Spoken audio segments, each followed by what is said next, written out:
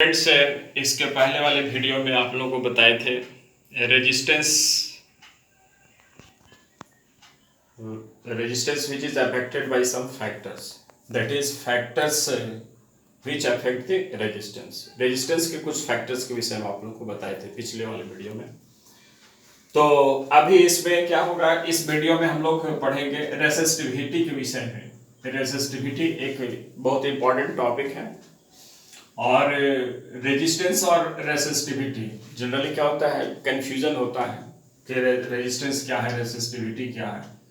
तो रेजिस्टेंस तो हम लोग पढ़े ही, अब रेजिस्टेंस के बाद फिर हम लोग रेसिस्टिविटी के विषय में स्टडी करने जा रहे हैं।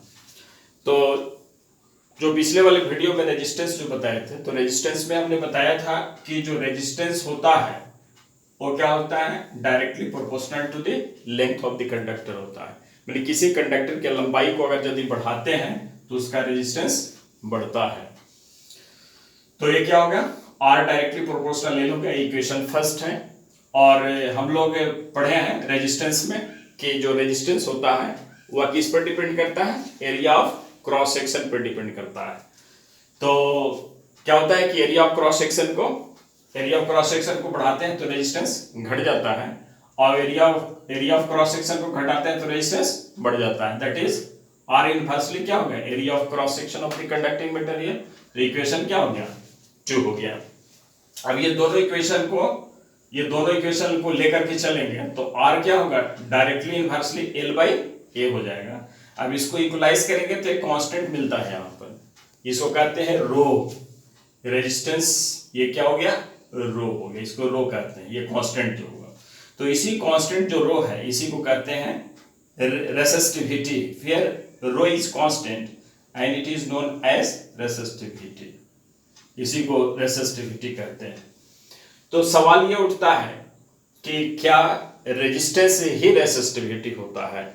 तो अगर मान लीजिए कि कोई अगर यदि एक कंडक्टिंग मटेरियल है और इस कंडक्टिंग मटेरियल का एरिया ऑफ क्रॉस सेक्शन क्या है, 1 मीटर स्क्वायर है, और यदि इसकी लंबाई एल इज इक्वल टू भी अगर 1 मीटर कर देते हैं तो क्या हो जाएगा, इसमें ये हो गया, इसकी कंडक्टर की लेंथ हो गया 1 मीटर और एरिया ऑफ क्रॉस सेक्शन भी 1 मीटर स्क्वायर हो गया।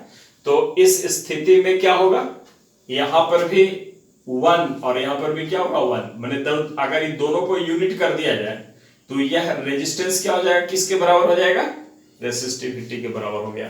तो रेजिस्टेंस ही क्या हो गया, रेसिस्टिविटी हो गया।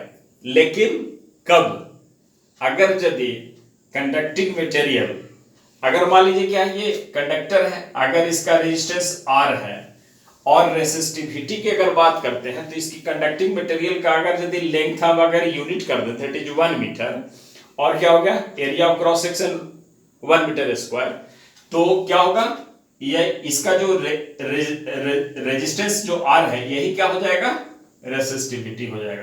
तो रेजिस्टेंस ही रेसिस्टिविटी है। कब, जब क्या होगा, कंडक्टिंग मटेरियल का अगर लेंथ यूनिट कर दिया जाए और एरिया ऑफ क्रॉस सेक्शन क्या हो गया, आपका एरिया ऑफ क्रॉस सेक्शन को भी यूनिट कर दिया जाए। जैसे क्या हो गया, अगर मान लीजिए कि अगर इसका लेंथ को आप बढ़ाते हैं, दैट इज क्या होगा, इसमें लेंथ को बढ़ाते हैं, unit length that is L is equal to 1 metre है, और ये क्या, area of cross section 1 metre square है। तो यह क्या होगा, इस कंडक्टर का रेजिस्टेंस क्या होगा, वही रेसिस्टिविटी होगा। तो आपसे क्वेश्चन पूछा जाएगा, तो पूछा जा सकता है कि क्या रेजिस्टेंस रेसिस्टिविटी है, तो कहना है कि हाँ रेजिस्टेंस ही रेसिस्टिविटी है, लेकिन उसके लिए कंडीशन है कि अगर यदि कंडक्टिंग मटेरियल का अगर लंबाई अगर 1 मीटर कर दिया जाए, दैट इज लेंथ को यूनिट कर दिया जाए, एरिया ऑफ क्रॉस सेक्शन की यूनिट कर दिया जाए, तो उस कंडीशन में उस कंडक्टर का जो रेजिस्टेंस है वही क्या हो जाएगा, रेसिस्टिविटी हो जाएगा। तो अब इसको, इस रेसिस्टिविटी को हम लोग कैसे डिफाइन कर सकते हैं, इसी से हम लोग को क्या होता है, एक डिफिनेशन यहां पर मिल रहा है रेसिस्टिविटी का, कि resistivity of the material is the resistance per unit length of a unit area cross section of the material. या तो ऐसे डिफाइन करेंगे कि resistivity of the material is the resistance per unit length of unit area cross section of the material. या फिर ऐसे भी हम लोग डिफाइन कर सकते हैं कि the resistivity of the substance is numerically equal to the resistance of that substance which is 1 meter long and 1 meter square in area of cross section। किसी भी सब्सटेंस की रेसिस्टिविटी क्या है? The resistivity of the substance is numerically equal to the resistance of that substance।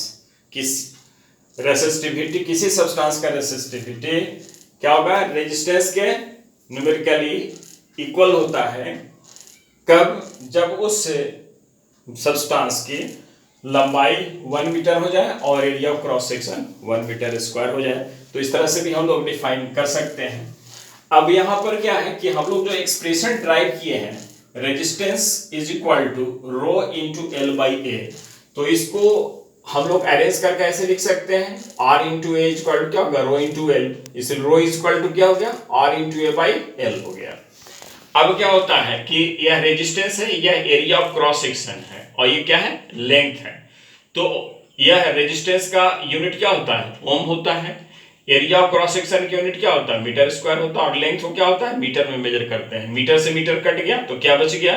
तो रो is equal to ये हो गया ohm meter. That is the SI unit of resistivity is ohm meter. और इस ओम metre को हम लोग इस रूप में ऐसे रिप्रेजेंट करेंगे। तो ये क्या है?